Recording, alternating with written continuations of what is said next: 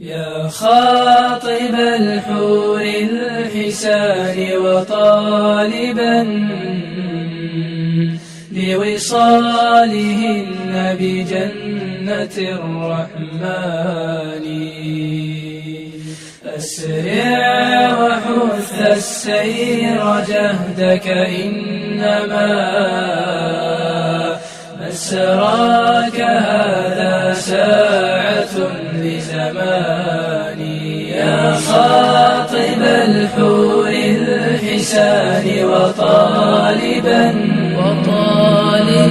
بوصالهن بجنة الرحمن،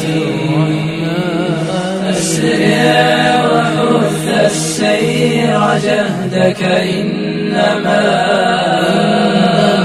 مسراك هذا ساعة لزمان. يا جنة طابت وطاب نعيمها، فنعيمها باق وليس بفاني،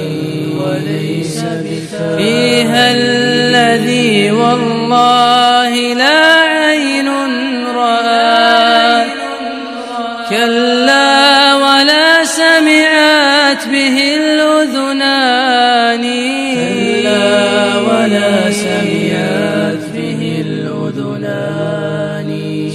سكانها أهل الجهاد مع الصيام، وأهل ليل هاج بالقرآن.